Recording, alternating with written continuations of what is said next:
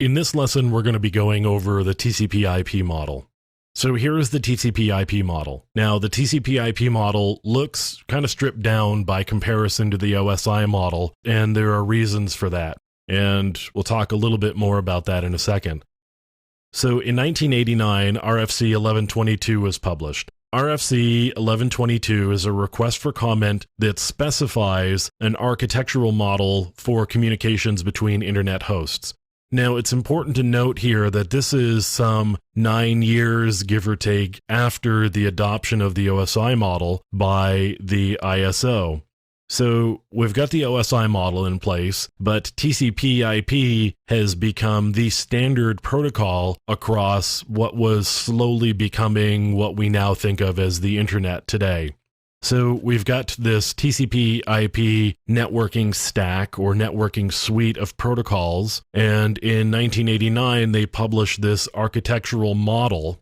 When we talk about OSI, we talk about layer 1, layer 2, layer 3, up to layer 7. When we're talking about the TCP/IP model, the layers were only referred to by name. There was no numbering that was actually referenced. So the IETF manages the architecture and documentation, and it's been updated several times since the original publication with RFC 1122.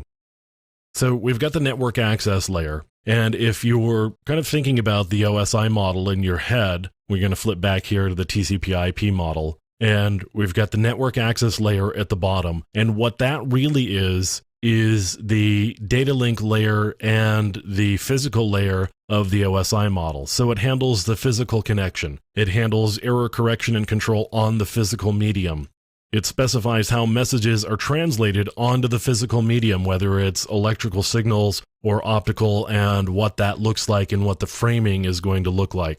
What we've really got here is the physical layer and the data link layer from the OSI models really wrapped up in this network access layer. And the TCP/IP model is a little bit more compact in that regard. Rather than separating the two out because they're so closely tied together, they just created the network access layer.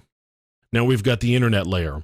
This is the same as the network layer in the OSI model. IP and ICMP were intended for this layer. This is really where the robustness principle is really in play here. You'll hear the robustness principle referred to from time to time, whether they call it the robustness principle or not. It says, be liberal in what you accept and conservative in what you send.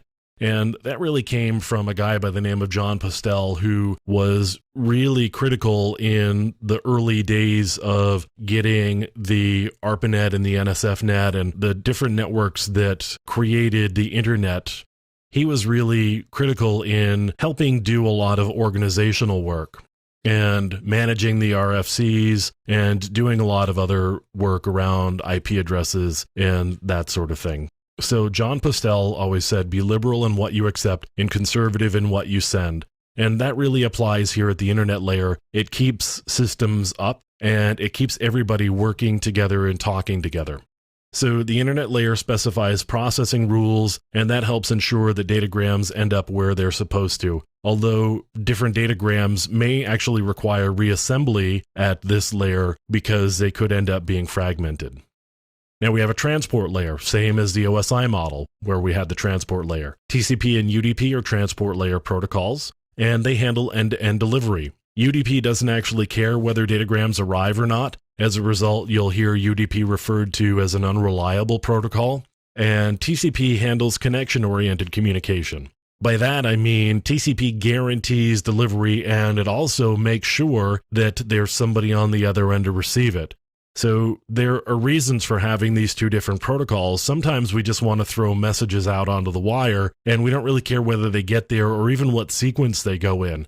If you think about doing a phone call over the internet, using Skype as an example, when I am talking to you, I want the messages going from me to you to get there as quickly as possible.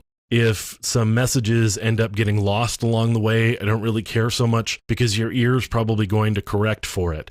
And if it doesn't, then I don't really want it coming out of sequence because then it's going to sound like garbage to your ear. I really just want to send it what gets there, and it gets played. If it doesn't get there, I'm not going to bother trying to resend it. TCP handles the bulk of communications across the internet because most of the time, like web communication or file transfers or things like that, I really do care whether packets get there and what order they get there in, and I want to make sure that they get reassembled correctly. So we've got a couple of different use cases, and both UDP and TCP have their appropriate places in terms of network communications. Finally, we have the application layer. All application functionality is here: session management, presentation, APIs. These are all at the application layer. Again, we go back to the model here, and you'll see there are 4 layers. So the network access layer actually takes up the lower 2 layers of the OSI model. The application layer takes the top 3 layers of the OSI model. It's not like they took the functionality and just discarded it with the TCP IP model. What they said was, we don't really feel that this needs to be broken out into its own individual layer. And as I mentioned with the OSI model, there's sometimes confusion about exactly where different protocols sit, particularly with the session layer. So in the TCP model, they just made it a lot more simple, and it's really just 4 layers. So we've got the network access layer, the internet layer, the transport layer, and the application layer. So TCP IP is a 4-layer model. We've got network access, internet, transport, and application. And that's the basics of the TCP IP model.